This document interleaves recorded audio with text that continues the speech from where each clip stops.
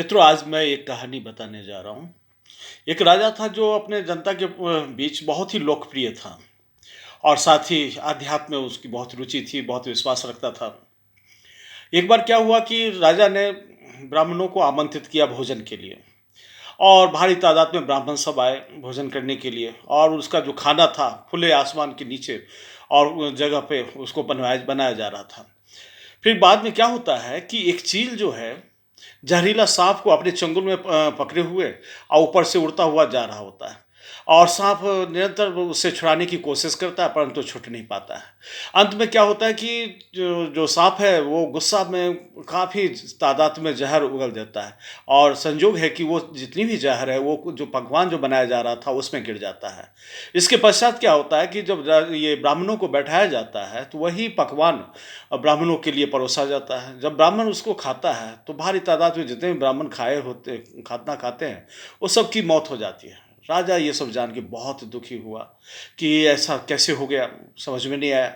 ऐसे रसोइयों को भी कुछ पता नहीं लगा, तो वो भी काफ़ी दुखी था। ये सब समस्या होने के पश्चात फिर बाद में क्या हुआ कि जब ये ब्राह्मण सब यमराज के पास में पहुँचे, तो यमराज के सामने एक बहुत विचित्र समस्या आ गई कि आखिर इसका दोषी कौन है? क्योंकि राजा को पता नहीं था और राजा को काफ़ी तकलीफ हुई है इसलिए और इनकी मौत से।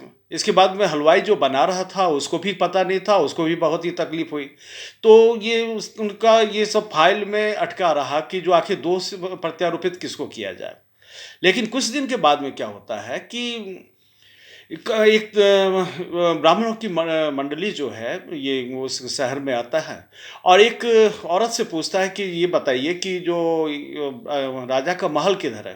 तो वो जो औरत है उसने बताया कि वो राजा के महल के बारे में बताया और साथ ही ये भी कहा कि थोड़ा सावधान होकर जाइएगा क्योंकि राजा जो है ना वो ब्राह्मणों को वो ये जहर खिला देता है और मार देता है, तो और कह के हंसने लगे।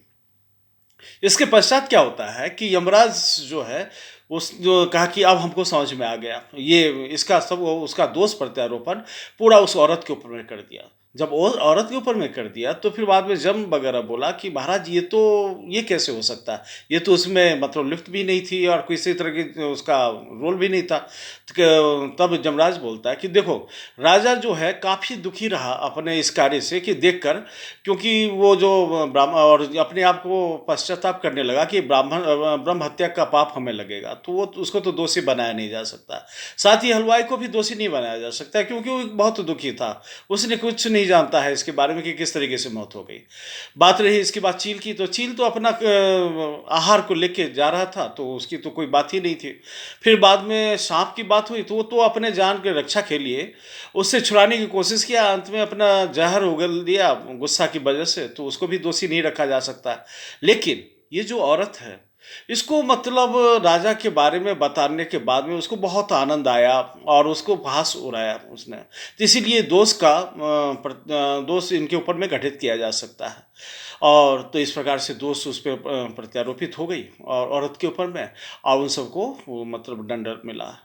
वास्तव में देखा जाए तो होता क्या है कि जब हम किसी की चुगली करते हैं और उपहास उड़ाते हैं तो उसके दोष का गुनहगार वो जो चुगली करने वाला व्यक्ति है वो भी हो जाता है, उसका भी उसको भी वो दोष को भुगतना पड़ जाता है। अतः जीवन में कभी भी किसी की चुगली ना करें और न उपहास उड़ावें, क्योंकि यदि हम ऐसा करते हैं तो उसके दोष के भागी हम भी हो जाते हैं। तो इसका ध्यान रखना बहुत आवश्यक है। बहुत बहुत धन्यवाद।